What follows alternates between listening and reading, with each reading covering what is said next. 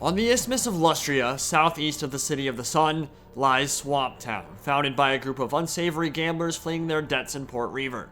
Unfortunately for its doomed inhabitants, it just so happened to be an important strategic location for Malekith the Witch King and his invasion of the continent. The Dark Elves of Naggaroth have set up camp upon the ruined bodies and blood-slicked streets of this once bustling port city.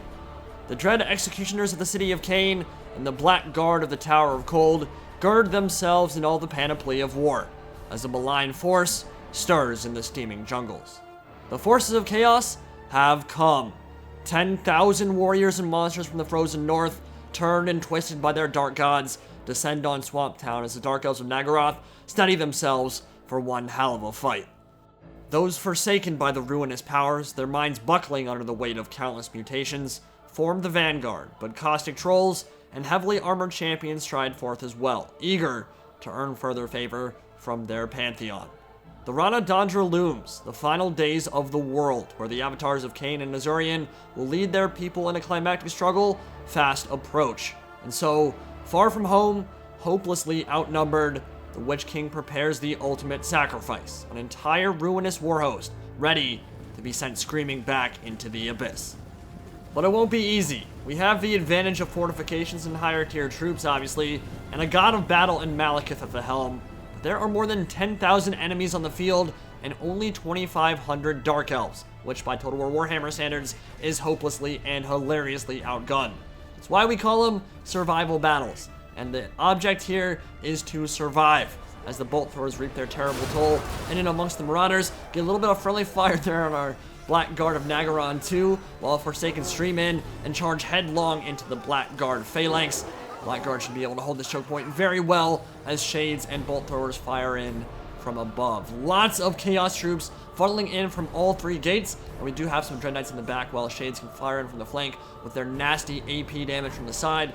Malekith looking to move into melee pretty soon here as well. And the Reaper Bolt Throwers can do some serious damage as Chaos charges in from all sides. There are 3 gates here to defend, Black Guard stationed at each and every one of them, with Harganeth Executioners in support, and Chaos Trolls charging forward directly into the teeth of our Halberd defense.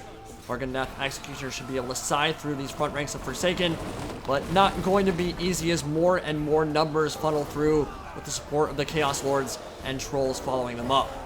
They're focusing their attacks in the center, which suits Malekith the Witch King just fine, summoning the energies of the warp, ethereal blades, about to bisect everything in their path, and that is a juicy little blob there. Great cast, should rack up quite a few kills. Blade Wind, not amazing against heavily armored targets, but can certainly do a lot of damage to Marauders and Forsaken. If you overcast it, I do believe it gets additional AP damage. And now a Hydra from Clark Haran, the Tower of Doom, wheeled into position by its Beastmasters, and now about to spew some cleansing flame, carving a line through hundreds of the Chaos troops. But we're going to need a lot more than that to push back the enemy in the center. Shades now beginning to open up fire, and more Blade Winds about to be cast on the forces from the east, but over in the west, things are looking a little bit worse. Less troops there to reinforce. Black Guard will have to move up. Shades getting some very good shots in. They are equipped with the Drakes that the Harganeth Executioners are famous for, so they can actually wade into melee and start doing some damage after that. Chillwind going down, bouncing off the front gate and bouncing backwards into the middle of the blob. And lots of troops moving forward now. Executioners being committed. And this is what I love about the lab. It is so much fun to see battles this big. We literally have 12,000 troops going at it right now. It's not even lagging. FPS is looking pretty decent at the moment. Malekith moving in there with Destroyer, carving a path here, sending them flying. And Happy the Hydra cheering on his lord. Just an eager little good boy wanting to please his master with some deadly gouts of flame breath.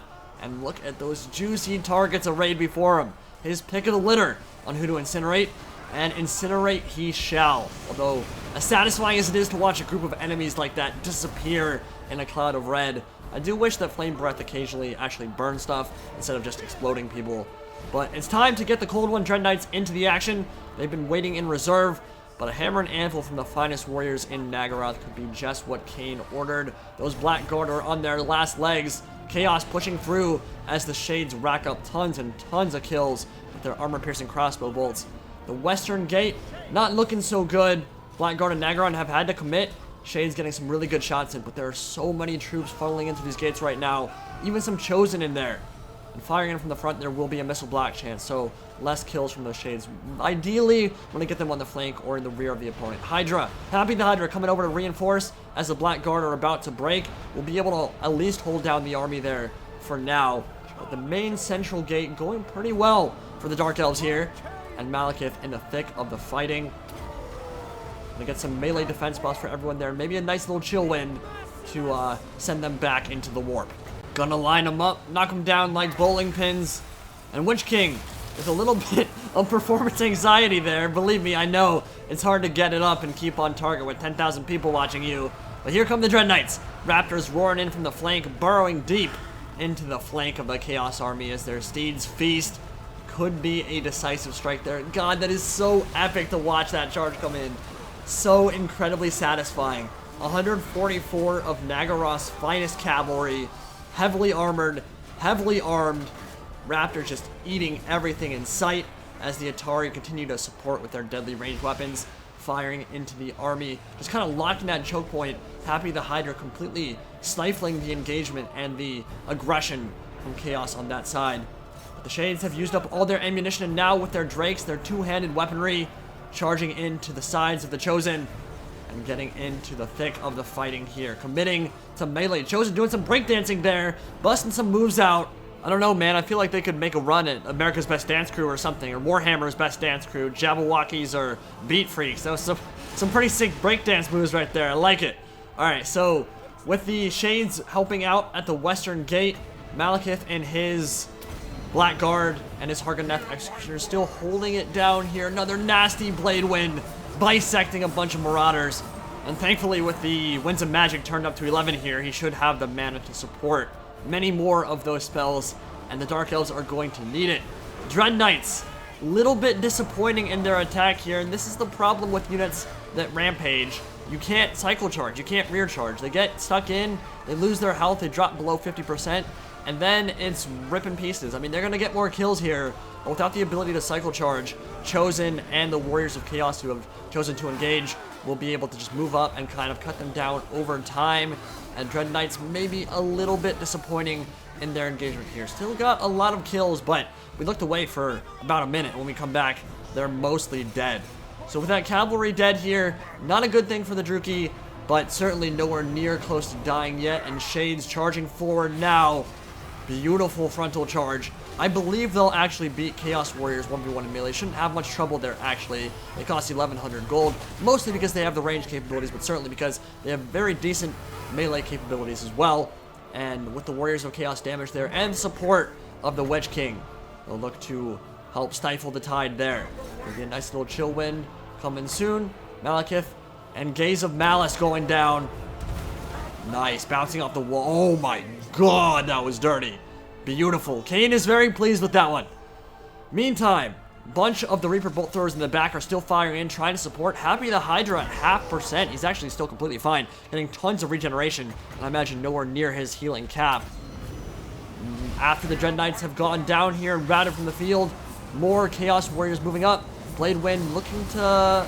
It mostly stayed on target. Yeah, getting some good kills there for sure. And they're trying to stream by that Hydra, that terrifying monster from Clark Haran. Another chill wind going down. And that one, no performance anxiety from the Witch King there. Very nice cast. Getting some more kills. Malekith, already past 600. You knew he was going to make a big impact on this game, no matter what the outcome, and he has certainly done so far. Chaos Giant that had pushed through on this side has finally gone down. In fact, I think it might have gone down early to those Shades. And they've had to commit here. Stemming the tide, and it's tough. It is tough going for both sides. Marauders, Chosen, and Chaos Warriors dealing with the remnants of the Black Guard and what remains of the Atari. But it seems like a foregone conclusion, at least at the West Gate. Don't know if they'll be able to hold the tides back there. And in the middle, they're becoming overwhelmed as well. They're going to need to be some nasty Blade Winds and Chill Winds if the Lore of Dark Magic and Malekith himself will be enough to bring Kane into the Ascendancy. Another fantastic Vortex, this time carving through everything. I mean, that was perfect. That could not have been a better Vortex. Not for a second was it off target there. And yeah, that's a lot of dead Chaos Warriors for sure. I think Happy and Malekith should be able to hold them back here. Might even be enough to kill him. It'll just be slow going. Needs to get some more Gaze of Malices off. Nice. Very nice. And yeah, that is what Malekith does. That is what makes him one of the most expensive lords in the entire game. And I believe in many editions of Tabletop, probably one of the strongest lords or named characters in the entire game as well. Just a great caster and a great melee fighter. And we might be looking to get a Soul Stealer here on a gigantic blob. Look at the radius of that spell. And you move that up in the laboratory. Look at the head. There's so many purple skulls going down. That's a lot of health going back to Malekith, and a lot of damage being done to a lot of models as Chaos pushes through. But they're going to push through. And that's the problem. The Dark Elves are on the back foot here for sure. The survival battle is certainly going in the way of Chaos. Not that surprising, but can Malekith and his remaining elite troops push them back? Do they have something that can shift things a little bit further back in their favor? Destroyer, certainly a magical weapon that can make a big impact here, carving a swath of destruction through the enemy. And Marauder's about to get a rear charge, and that will probably be the end for the Atari and Blackguard and Chosen of Cain on this side. Marauders, that's a nice flanking move from the AI there. That's actually pretty impressive. And with that rear charge, should be enough to finish it. Nasty charge into the back. Blood spewing everywhere. And both sides collapsing in and amongst the survivors. The press of bodies too much. And the Shades being pancaked to their deaths there. Well done from the AI. You can see the balance bar is shifted in their favor. But not over for the Dark Elves. Not yet. There are some trolls. There are lots of Chosen still around. But Happy the Hydra is not done yet. He still has another breath attack. And that in and of itself could probably easily get 400 or 500 kills if it's on the right target. Problem is there's so many troops around here that if they close into melee, they just shut him down, prevent him from casting that spell. Might be able to get it off here. Do it, Happy. Show him who's boss. Flame on! Flame on! Charge in. No, he's not gonna get the cast off, unfortunately, but might be able to if we can get him further away from the forces that are trying to push through. It's mostly just Malekith now. Oh, it's so brutal. This fighting is absolutely brutal here.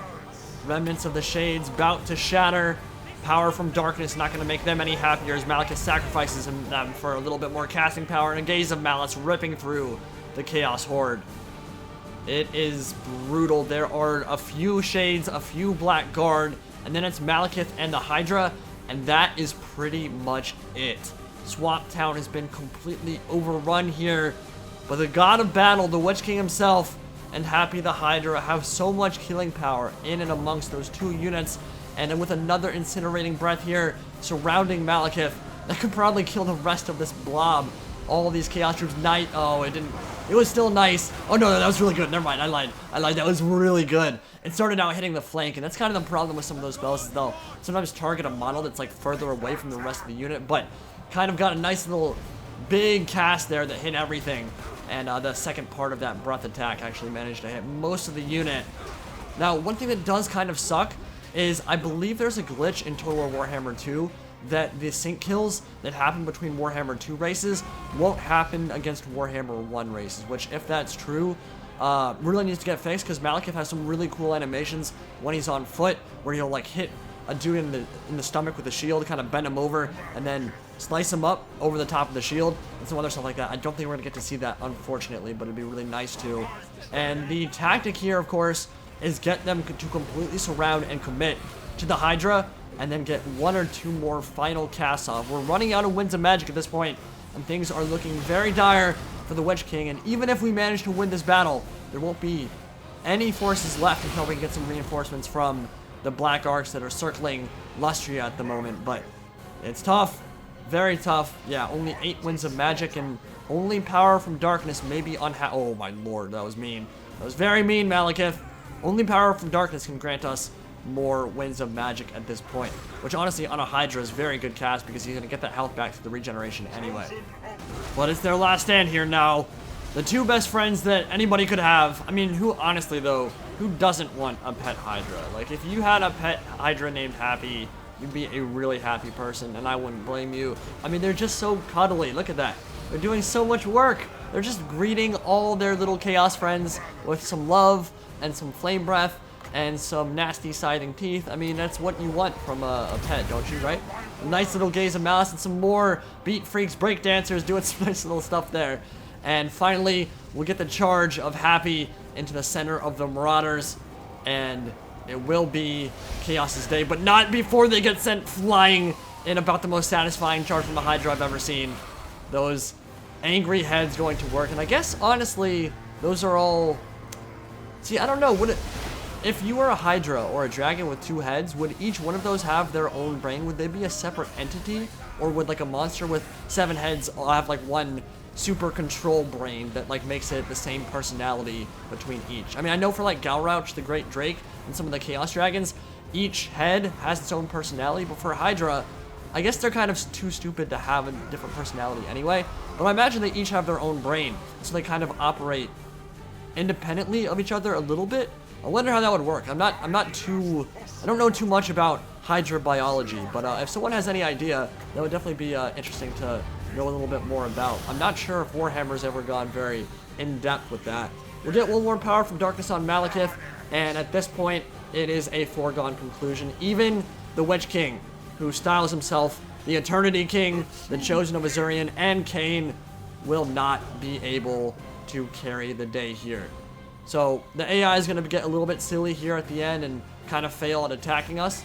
So we are going to lose. You can see the bounce bar army loss is about to kick in. Let's go to the end screen and look at those stats. So yeah, that was honestly one of the most fun survival battles I've ever played. That is the kind of stuff you can do with custom maps and on the laboratory. There's some really fun stuff you can do. It'd be even better if we get actual enemy players, real players. If you can play multiplayer with it, that would really up the notch, and of course add campaign functionality to it as well. But being able to play against someone that's not the AI, that could actually... But I was actually, to be completely honest, I was very surprised at how well the AI played that. They attacked all 3 gates, they surrounded the settlement, they attacked from everywhere, and they did pretty well. I mean, Malekith got over 1,000 kills, the Executioners both over 800. Dread Knight's a little bit disappointing, and Happy got 750, but yeah, really fun. Hope you guys enjoyed this one. I'll see you next time. Indie Pride, signing out for now.